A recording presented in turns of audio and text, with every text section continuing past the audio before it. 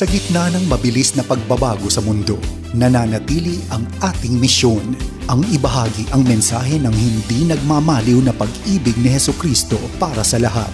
Hatid sa inyo ang pinakabagong kaganapan sa gawain ng Far East Broadcasting Company Philippines. Tampok din ang mga kwento ng totoong buhay na binago ng Diyos. Narito si Dan Andrew Cura sa The President's Report. Magandang araw po sa inyo.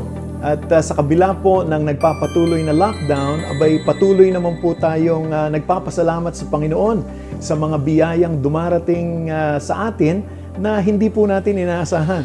Sa araw po na ito, nais kong ibahagi sa inyo ang isang nakatutuwang balita na naway magbigay po sa inyo ng pag-asa, lalong-lalo na sa mga panahong ito, at sana po dahil dito'y makapagpatuloy ang inyong tulong sa FEBC. Ako po ang inyong kaibigan, si Dan Andrew. Samahan po ninyo ako sa ating palatuntunang The President's Report.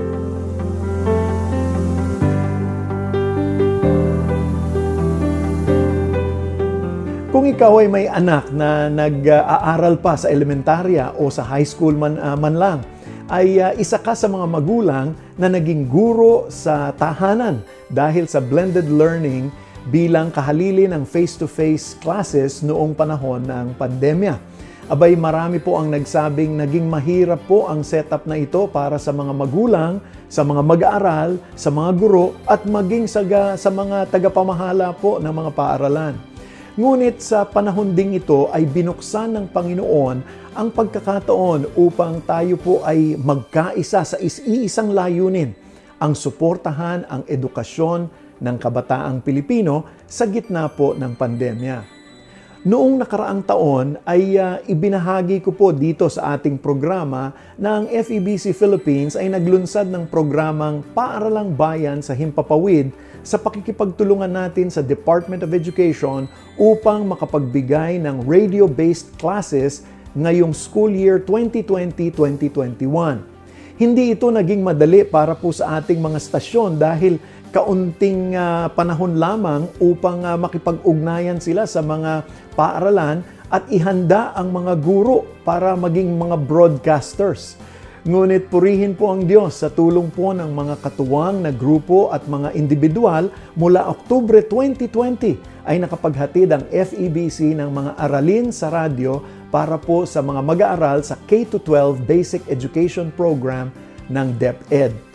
Sa pagtatapos po ng school year na ito, ang ating istasyong sa Bicol na CARE 104.3 The Way FM ay nakatanggap po ng parangal mula sa Daraga National High School, ang kanilang naging partner po sa programang ito.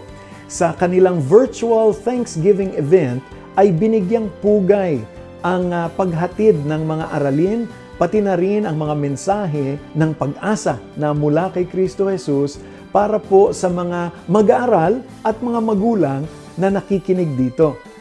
Pakinggan po natin ang feedback na ito mula po kay Teacher Nikki Katangi ng Daraga National High School. Maraming salamat CARE 104.3 The Way FM sa warm welcome at paggabay. Natutuwa ako sa karanasang ito. Simula sa pag-attend ko sa Radio 101 webinar ng Inspiradong Guro, talagang na-inspire na ako. Hindi ko inaasahan na magagamit ko ang kaalaman at kasanayan sa aktwal na pagbo-broadcast sa radyo at Facebook Live. Hindi ko makakalimutan ang oportunidad na ito. Special thanks to Ma'am Raquel Landong for the motivation and for being my co-host, Sir Edsel Estuya at sa buong technical team ng CARE 104.3. Sa mga kapwa ko teacher broadcasters, congrats po and salamat dahil natuto ako sa panonood sa inyo. Nagpapasalamat ako at pinagpala na maging bahagi ng programang ito. Nakikita na natin po ang naging bunga nito.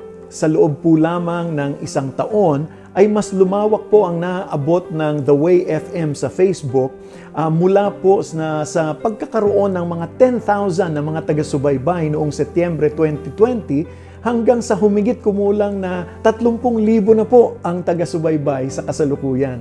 Purihin po ang Panginoon at karamihan sa mga komento at mensahe ay nagmula po sa mga mag-aaral na kalahok po sa programang Paaralang Bayan sa Himpapawid. Narito po ang ilan sa mga mensahe po ng mga estudyanteng pinadala nila. Bilang isang estudyante, malaking pagsubok sa akin na walang guro sa harapan para magturo. Dahil dito, nahirapan ako at halos mawala ng gana sa pag-aaral. Buti na lang, sa tulong ng programang Paaral ng Bayan sa Hipapawid, mas ginanahan akong mag-aral. Natugunan ng aking paaralan ng gap ng pag-aaral. Ay pagmamalaki ko pong marami akong natutunan sa gitna ng pandemya.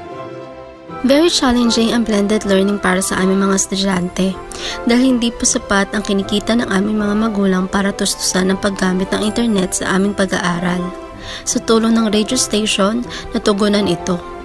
Malaking tulong po ito sa mga estudyanteng katulad ko na walang kakayahan. Sa lahat po ng ito, lubos naming ibinabalik ang lahat ng papuri po sa ating Panginoon.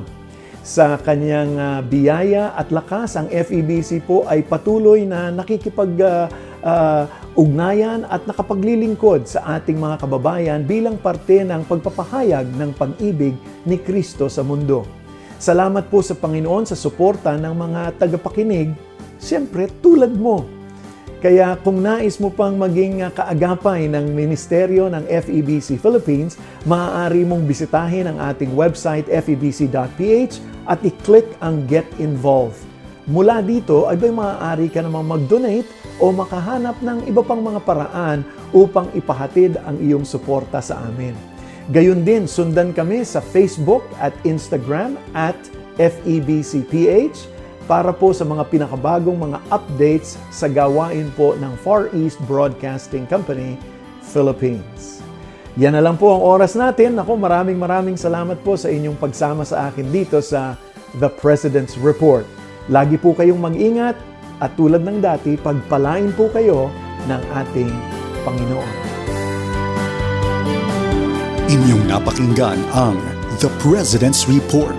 Para sa karagdagang impormasyon ukol sa Far East Broadcasting Company Philippines o maging kaagapay sa panalangin at iba pang mga paraan, bisitahin ang FEBC website febc.ph at hanapin ang FEBC Radio sa Facebook. Maraming salamat sa iyong pag-agapay at pagpalain ka ng Panginoon.